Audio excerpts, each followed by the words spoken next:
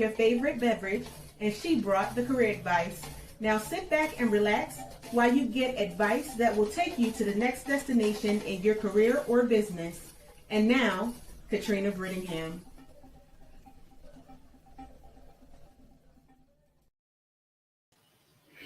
Hello, hello, hello. This is Katrina Brittingham, your navigator on your road to success. I am here by myself again this week. Dr. Love could not make it, but we are going to be talking about an interesting topic today, and it is all about your business brand, your professional brand.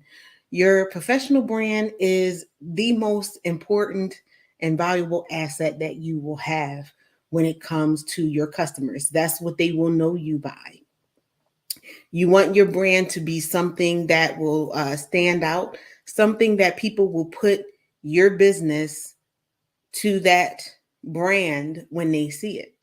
Everyone knows what the golden arches is, everyone knows what the swoosh is. You do not have to tell people what it is. When they see it, it is recognizable. Okay, that is part of your company reputation. Okay, so is best understood as your company's reputation and its visibility in the marketplace. Excuse me. So let's talk about that and your brand development. So, how do you develop a brand? Your brand development is the process of creating and strengthening your professional brand. Okay. As a business coach, I help businesses develop their brand. And it is divided into three different phases. The first phase is getting your brand strategy right and aligned with your business objectives. So, your brand should represent what your objective is. I've had the liberty of creating different brands for different things. The first one was for Venture Ready, and it is symbolized by arrows because we help you no matter what direction you are going in your career. Whether you're just starting out your career, whether you're mid career, whether you're transitioning out of business and retiring, or transitioning from from your corporate job to a business of your own. So when people see it, it is readily recognized. After I came up with that, there were some things that I had to do to strengthen that brand so people knew what it was. Also, I have the brand with Venture Ready Broadcasting. So people see what that is. It's an online broadcasting company. So it's symbolized by a microphone. I started out with radio. And even now, I have a microphone now that I use to speak to you now. I also have the career GPS and executive GPS that also has their own branding to it. And it's recognizable and it represents what is provided out to you as a service. Okay. So that is what we're talking about creating your brand and developing your brand. What is your objective? What do you want people to see and think about when they think about your brand? If you don't create your brand, I will tell people all the time, if you don't create your brand will be created for you by your customers. You want to have control of what your brand is. Okay. Um, yes, you want people to recognize your brand, but you want to control the narrative when it comes to that. The second is developing all the tools that you will need to communicate your brand. And we already talked about your logo, your tagline, your website, your social media sites. All of these things have to be branded properly and should be branded the same across your spectrum with your colors, with lettering. All of these things are part of your brand. When you trademark your business, that's the one thing they ask for. What's the colors in your logo? What fonts are you using? What lettering are you using? All of these things are important in your brand, in your service mark or your trademark. The service mark comes into play if you are someone providing a service. A trademark is for people who have a product. Okay. Finally, there is a phase of strengthening your newly developed or updated brand or rebrand. I went through a rebrand of my business about 2 years ago, maybe 3 years ago, when I was incorporating the business coaching. I changed colors, I revamped logos and things like that to symbolize the new brand that was being put out there. Even certain things in my mission were changed. Language on my website, everything was redone and revamped for that purpose. So people knew, yes, we are still out here. We do this service, but we're adding on this service. And this is how it is going to affect the business. Okay. So your brand development strategy is how you go about accomplishing the tasks that we just mentioned earlier. To make the task a bit easier, there are 10 steps, and we're going to try to go through the 10 steps during this hour of show. If not, we will probably do a part two like we did before. Okay, so the first thing you want to do is consider your overall brand strategy. A strong, well defined brand will make your firm or your company much easier to handle. Okay. What type of company do you want? Are you planning to grow organically? The overall business strategy is the context for your brand development. So, what is the strategy that you have for your business as a startup, or if you're growing, you want the overall strategy to be well defined. We talked about creating a business plan. That's where your information is in there, your story, your vision, your mission statement. All of these things help you as a roadmap to get to where you need to be. The clearer you are about what you want, your brand will help you get there. So you have to actually have a definite plan on where you are and where you want to go. Okay. Number two, hello, Carl, uh, on my LinkedIn page. I'm glad that this information is helpful to you. So you want to know who your target clients are. If you say everybody is my client, you have some clear work to do because everyone is not your client. You have specific clients that you are going to speak to, specific people that you are going to answer the pain points for. Okay.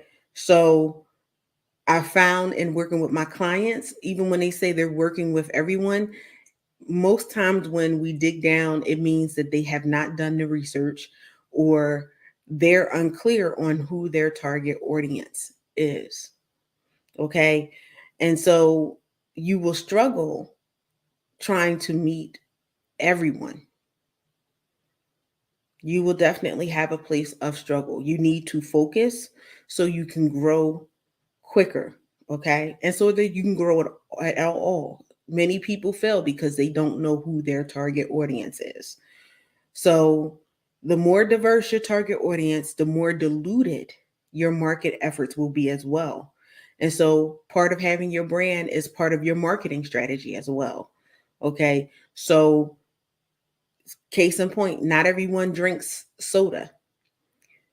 People who do drink soda like different types of soda. Okay. So you have to know who you are speaking to, who is actually going to buy your product. Also, if you have a fine tuned niche, as they call it, for your people, you can focus your marketing efforts better and it will save you time and it will save you money. Okay. Which is big when you are an entrepreneur. So, how do you know if you have targeted the right group. That is what's step number 3, which is researching, I can't speak, researching your target group. Okay. So, how do you do that? You can go out there and you can look to understand who your prospective audience is, what the priorities are, anticipate the needs of your clients, and put messages in your language that resonates with them. It also tells you how to view your firm's strengths in the context of the current brand that you have. Okay. So we discussed a little bit earlier that I had rebranded. I rebranded based on feedback that I was getting from my prospective clients, what their needs were, what their pain points were. I did this by speaking to people. I did it also by doing research of the market. I did so by finding out what the gaps were in the market, finding out what people's pain points were.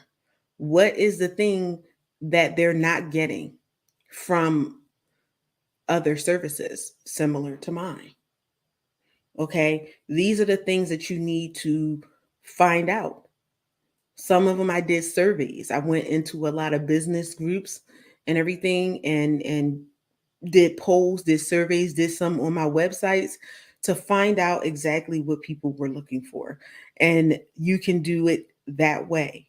They also have places where you can go for market research. Google is a big tool that you can search for those things. And I'm not going to go too deep into that, but this is what you can do to find out what you need to do. You can hire a marketing firm for your product. That could be a little bit easier because they have that information at their fingertips.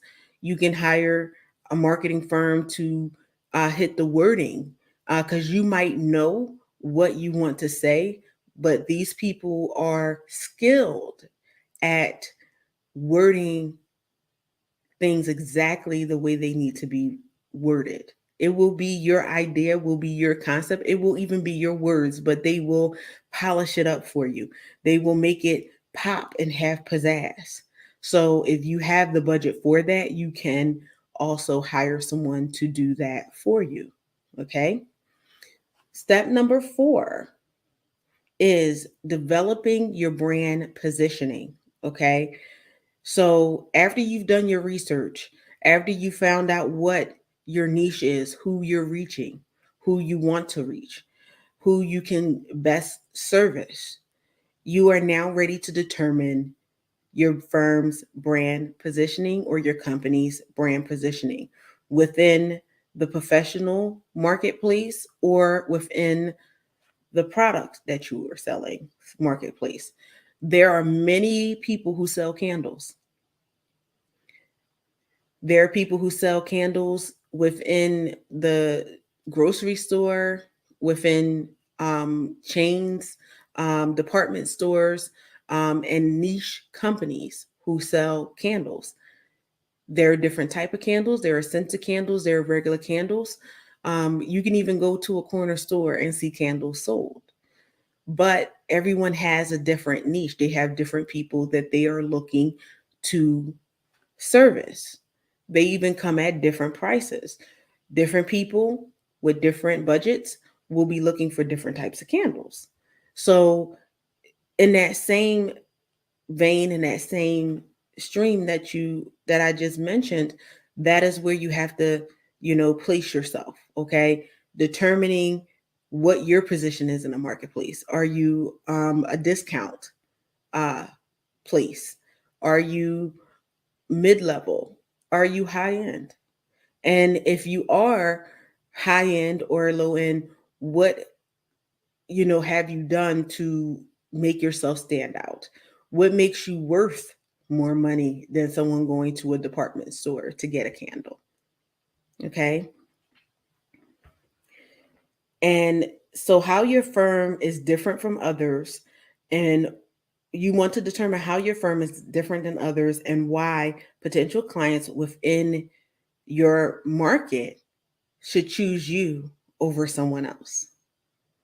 Because even if you're high end, there are other high end places. Why should I go to your store versus someone else's? There are some high ticket services. Why should I choose yours over someone else's? Why should I choose you over someone who is cheaper? What makes you different? How do you distinguish yourself from everyone else? For me, case in point, I know that I'm not the most expensive. I'm not the cheapest. So how do I distinguish myself? Because I provide concierge service. People can pick the services they want, and I also um, do a little more hand holding per se, where I am with them from start to finish. That's why I said I'm your navigator. When you're in your car and you get in your car and you put your GPS on, you get turn by turn directions. And that's basically the same concept that I have. We're going turn by turn, step by step, and I'm with you through the entire process. Not everybody wants that type of service. So everyone's not my client, but the people who are my client find my services valuable. So you have to determine how you market that. What distinguishes your candle from someone else's? Okay. A positioning statement is typically 3 to 5 sentences. You want to have a positioning statement in length and it captures the essence of your brand positioning. It must be grounded in reality. So please make sure that what you're saying that you can do, you can actually deliver. Make sure that what you're saying about your candle is actually what your candle does. Okay. If you have a candle that has a certain scent, make sure when somebody lights that candle, they are smelling that actual scent. You don't want to say, oh, I have an apricot candle and someone lights it and it smells like baby powder. So these are the things that you need to make sure that you do. Okay. You have to make sure because you have to deliver on the promises and the claims that you're making. When you're The worst thing that can happen is if you're expecting to get a certain product or you're expecting to get a certain service and then you walk in and the services are not what was advertised. It is going to damage your reputation. It is going to hurt your brand. Because one thing that I found, and I've been guilty of it myself, people, if you give good service, and sometimes even if you get phenomenal service, you will not have people maybe putting you out there as much as you would like. But provide poor service, that one person will tell everyone they know about the crappy service that they had. They will tell strangers on the street, don't go to XYZ company because this is how they did me. They will write a scathing review on every site that has a review of your company. They will make sure that people knew that they did not get what was promised. It may not be fair, but it is the way of life. You can give phenomenal service and never get a review at the end of the day. Or you might get a handful of reviews, but you want to make sure that you can back up what you say that you can do. It must be a bit inspirational as well. So, or aspirational, I'm sorry. So you have something to strive for. Okay. So, yes, you want to make it, somewhere where you have to reach a stretch goal to reach to. Okay. So, it's putting some onus on you, but it's also making sure that you are reaching the pinnacle of success that you want to reach. Number 5 is Develop your messaging strategy. We touched on this before, is translating your brand position into messages that target your audience. This is where the commercials come in. This is where the flyers come in. If you do advertisement on the radio, wherever it is, you want to have that consistent message of your brand. Okay. So your target audience typically includes your potential clients, potential employees. Oh, yes, your employees will be looking to see what your brand is and if it fits with them. Any referral sources or other influencers online and otherwise, and also for potential partners. These are your usual suspects that will be looking at your messaging and who you're trying to attract. Okay. While your core business position must be the same for all audiences. Like I said, it has to be the same for all audiences. Each audience will be interested in different parts of it. Okay. So I have some people who are interested for the years of experience I have. I have people who are interested because I have a whole bunch of degrees in education. I have some people who are interested in the fact that, they feel like, okay, I don't know anything about what I'm about to go into. I'm really nervous, so I need to have my hand held a little bit more. So you have people who will pull from different aspects of what your brand is and take that to where they need to be. Okay. So you want to emphasize the most relevant points of your business, of what your vision is, of what your mission is, of how you're qualified for it. If you have a product, you want to emphasize the different features of that product. Okay. Your messaging strategy should address all of the needs of the different potential audiences that will be looking at your brand messaging. Okay. So it is an important step in making your brand relevant to your niche, to your audience. Okay. So, number 6 is developing your tagline, your logo, and your name. The name that's going to be on the building, the name that's going to be on your products, the name that's going to be on your services. Okay. So for many companies, a name change may not be required if you're doing rebranding. But if you're starting out, you want to be intentional on what your name is. Does it actually reflect what you are doing and what you are selling? Does the name pop? Is the name memorable? Back in the day, the early days of me starting my business, they still had the yellow pages, the physical yellow pages.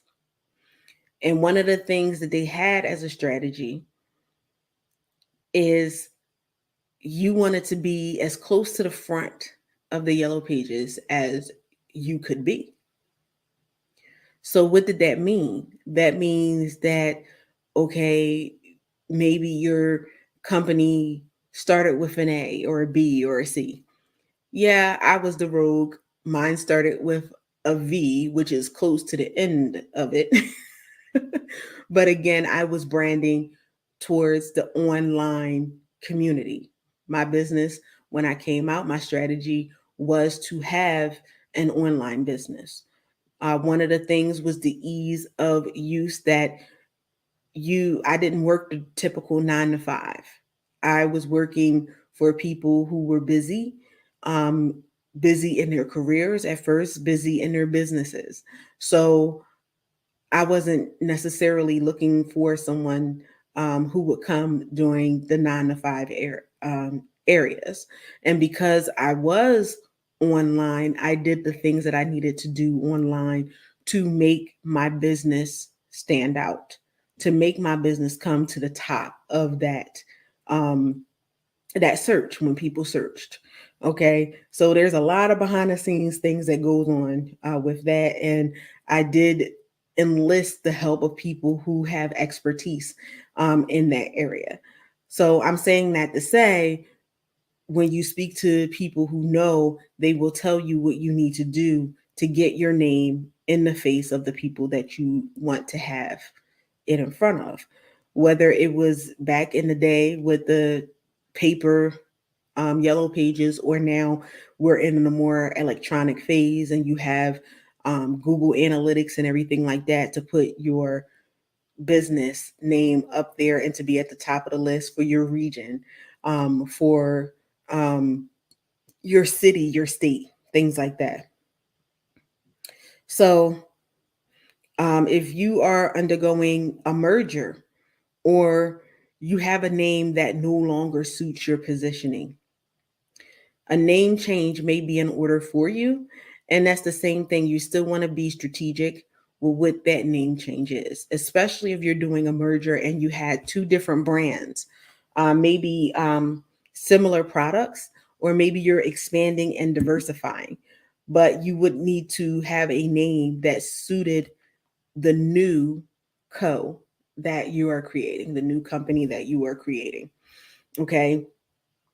Um, Even if you don't have a need to change your firm name, a new logo or tagline may make sense if you're rebranding your company for the position. Okay, so we talked about earlier where I've rebranded my company. I started out with a whole different color scheme, because when I first started business, um, everyone notices my brand is in red. Red is my favorite color. Silver and red are my favorite colors. And so I wanted to have that as my brand positioning when I first started the company, because I thought it was memorable. Also, people who are looking for jobs or starting their business, things are at a certain time frame, things are urgent. So that's what I thought about. Things have changed a whole lot when it comes to branding since then. But I was told, oh well, red is a angry color. So when people see it, they're going to think about anger and aggression. Um,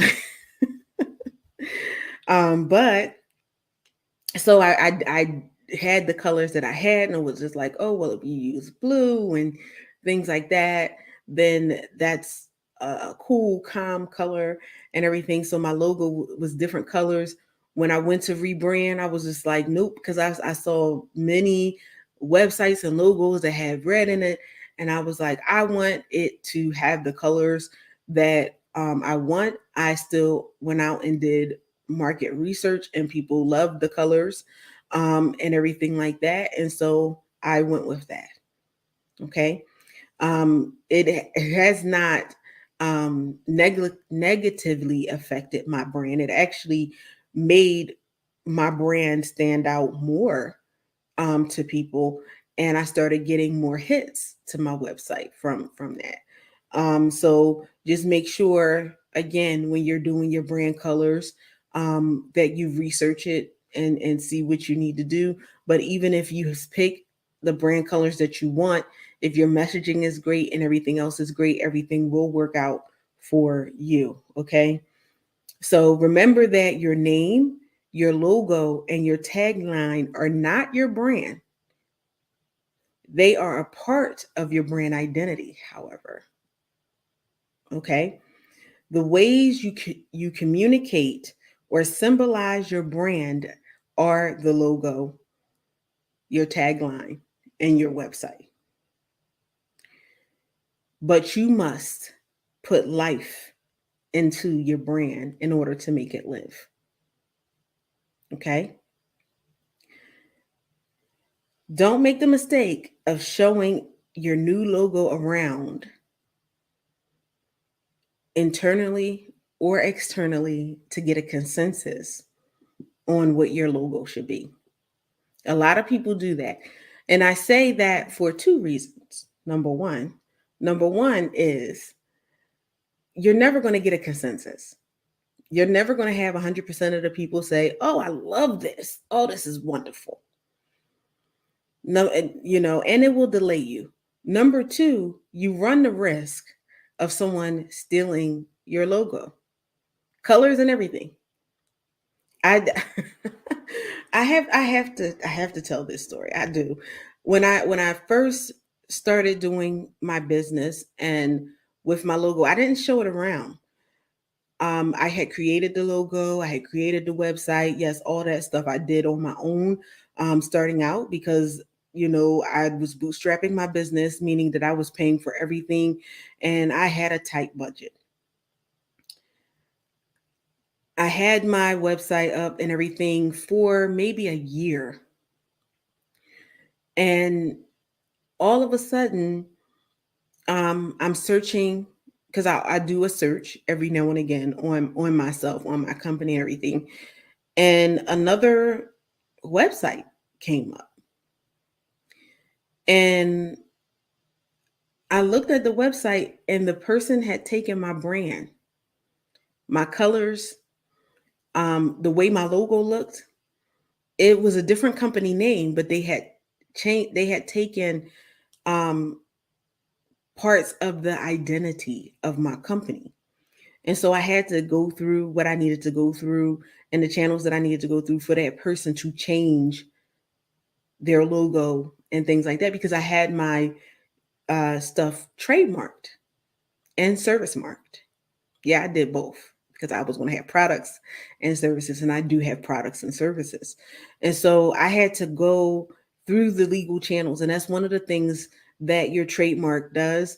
It helps protect you. That's why they ask you specific things about the color, the fonts, the logos, the pictures that you have in your logo and everything like that, because it protects you from people stealing pretty much your um your brand identity and even your reputation. Okay, so back to the thing. So um so your logo, your brand identity, your website and everything is for your marketplace and should be judged on how well they communicate, not how much your partners like them, your friends like them, your family likes them, so on and so forth. So when you're doing this, you have to have some confidence in what your vision is for your brand identity, for what you're trying to communicate out to people, for the logo that you have. If you love it, other people are going to love it too. And that's what you have to have that confidence with. Number 7, oops, we are at the half and actually over the half. So I'm just going to give you number 7 is developing your marketing content. Let me do this again. Develop your content marketing strategy. And we're going to come back and talk about developing your market content strategy. All right. And we are going to see you in 30 seconds. The business and entrepreneurial world is full of talk. Talk, talk, talk, talk. Enough. We take everything you've learned, leverage it, and give you the actual tools you need to put all the talk into your walk. Attend the conference that's all about action, strategies, and real ROI. Your executive GPS ticket includes access to seminars and workshops where you'll learn business financing, such as loans, grants, venture capital, and angel investors. Business strategies, human capital strategies, such as hiring contractors versus employees. Government contracts. Register today. www.theexecutivegps.com.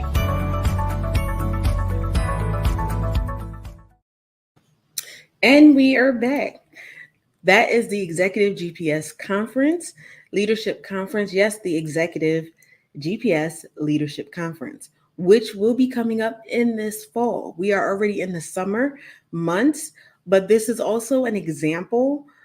Yes, because it is my conference that I do for executives and business owners to help them get where they need to be in their company and meet where the goals that they want to meet, okay, in their company. The brand for that is tightly knit into the brand that I have overall for my business.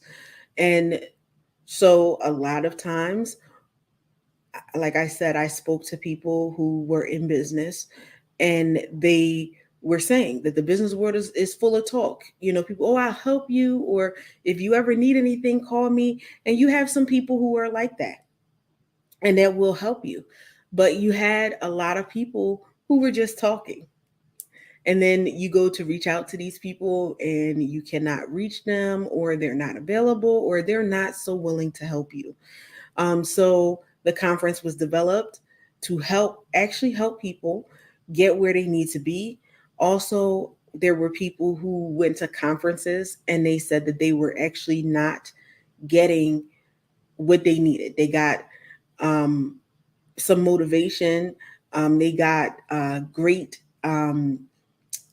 inspirational quotes, but nothing that actually helped them in their business. When they after they left the conference and was so fired up, and they looked at their notes and the things that were presented to them. And so, as a business coach, my job is to help businesses and people get to where they need to be and have actionable steps for them. That birthed out actually this show as well as the conference, to make sure that you have actionable steps, things that you can use to get where you need to be venture ready, to actually start stepping out on what your goal and your dream is. A lot of times when you have people who are new to anything business, authors and things like that, things can get shelved because they don't actually know how to get started, or maybe they have a little bit of fear. So we help people get through that and get to where they need to be. So, perfect example of what branding is, and speaking to that, having that commercial, having those, my language there and the content there helped bring in speakers. It helped bring in people who wanted to do this show with me as a guest. It helped me to be able to communicate out to clients. What that was, also partnerships that I've done, speaking engagements and everything like that. These this content, and it's consistent, whether it's for the conference being a part of it and a service that is provided, whether it is them going to the website, whether it's even for this show. All of the branding and the communication regarding what I provide is consistent, and it speaks to who it's supposed to speak to. Okay. And so that's number 7 that we were on before we went to break, which is develop your content marketing strategy. So this is content marketing, and it is well suited to professional service firms, as well as, if you have a product that you provide. Okay. In the age of being online, having the internet as a valuable tool and marketing tool for your product or service. It does all the things that traditional marketing um, did and does, but it does them a little more efficiently. Okay. For the technological age. All right. So we talked before about traditional marketing and older things and that. And I do believe they still have a yellow pages, but it's online. Maybe, I don't know. It's been a minute since I've even gone that way. But it does everything that it's supposed to do. It uses valuable educational content. That's what this is, to attract and nurture and qualify prospects, because you do have to qualify prospects, and qualifying them means, is this a client that is suitable for the services or the products that you are providing? That is an important step. It takes you out of I service everyone, because you may not fit the need of that client, or that client just might not be the right client for you. There's nothing wrong with having a client or a prospect that just may not fit. There are ways to still make sure that this person's or this client's needs are met. Part of it is your referral services. You have a referral service as a business. You might have a client that may not be right for you, but may be right for someone in your network. That's why it's good to have build your network. We talk about building your network all the time. And one of the things of having a network is to be able to refer services. And I've had this where I refer services out and people refer services to me, where it's like, okay, this client, I have this client in, this is their needs. I'm not necessarily the right fit for this client, but you are. And I would like to refer this service out to you. That's a part of your brand too, because you want to be able to refer people out and people take you seriously and your clientele seriously, and vice versa. You want to be able to be a place where someone is comfortable referring your company out.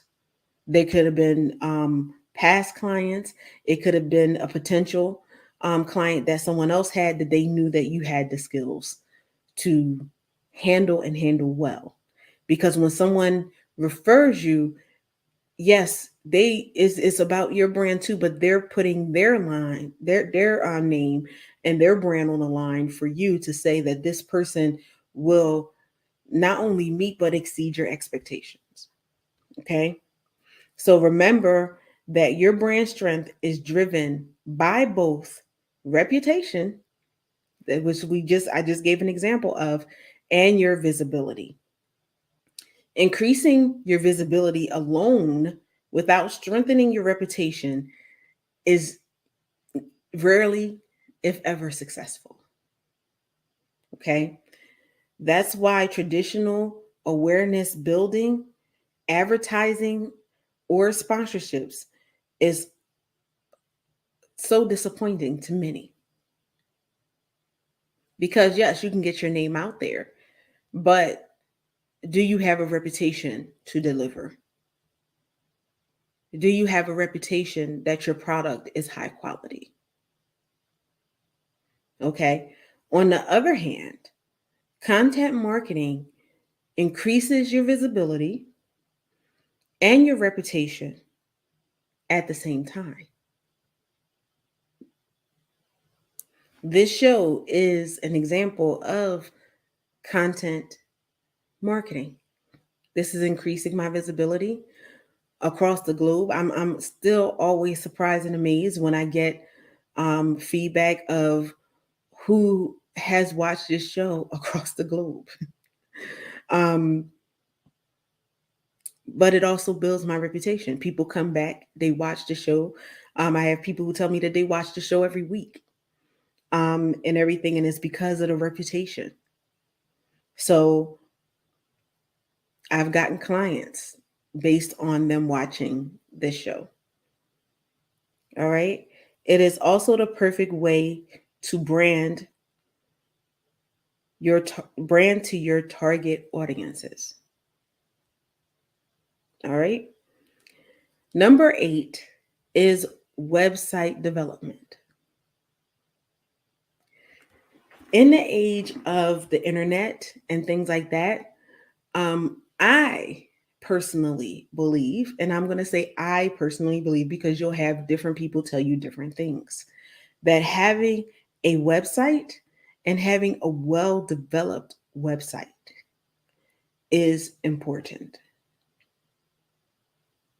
Number one, when people go to search for you, they'll have a professional place to go to that represents you. Okay.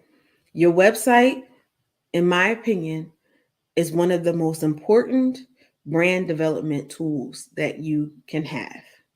It is a place where all of your audiences can turn to learn more about what you do or what your service provides. Think about it. Most companies or big companies or well known companies, they have a website for you to go to, from McDonald's to Walmart. Okay. So it's a place where people can go to see who you are. It'll be a place that has your vision, your mission statement. It'll have recommendations from people who have used your product or experienced your services. It will have a listing of the services that you provide or products.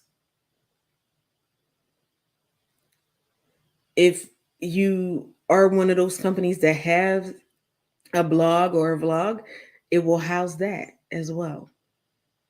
So it is a place where people can get valuable information about your company, what you stand for. And yes, please make sure that your brand identity is consistent. Um, they also will see your logo, your colors, everything about you and about your business will be on there. Let's say um, prospective clients are not likely to choose your firm based solely on your website. Some people will. Some people will, because I've had that happen. But more than likely, it is not going to be the only reason why. But it can be a reason why they don't choose you. If your website is not organized, if they can't navigate your website, then they will click somewhere else. But you will have people who will purchase services, that will purchase products by going to your website, learning about it, learning about what you do, and they will click and purchase.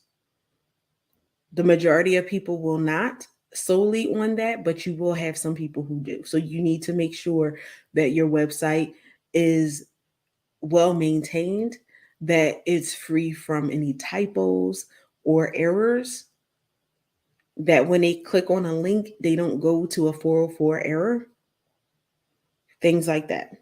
Okay.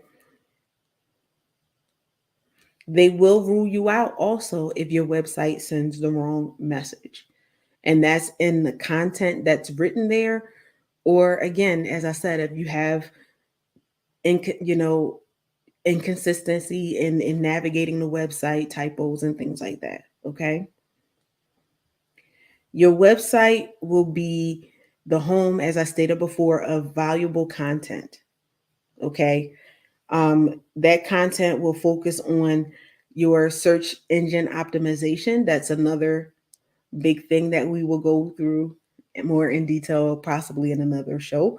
Um, but the search engine optimization is one of the things that if someone searches for your business or searches for a service or product, that your website will come up in the mix, hopefully on the first page of a Google search. Okay.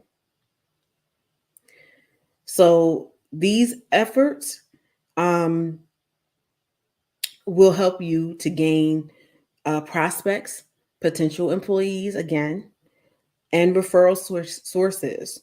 And it will help them learn about your company and the products and services that you have. Online content is central to any modern brand development strategy.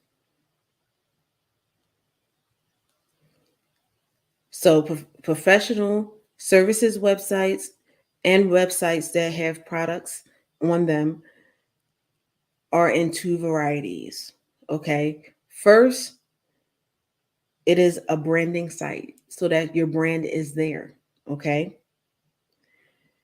It tells the story of your company, of the services that you have, what your mission is, what your community involvement is, etc., etc. And it conveys who you are, who you serve, and what it is you do, or what it is, what products you sell. Okay. In short, it conveys your brand's messages. The other variety does the above, but it also generates and nurtures any potential clients, referrals, etc., etc. Okay. This brings us to number 9. You want to build a marketing toolkit. Okay. The next step in the process is to build out a marketing toolkit. This includes a one-page sell sheet that describes core services and offerings, or the key markets, and I won't even say or, and the key markets that you serve. There may be even a brief pitch deck that you have that overviews your company's key offerings or products, and a e-brochure of your company. Yes, I do have all of these things. And I have it for the online network that I have, which this show is housed on.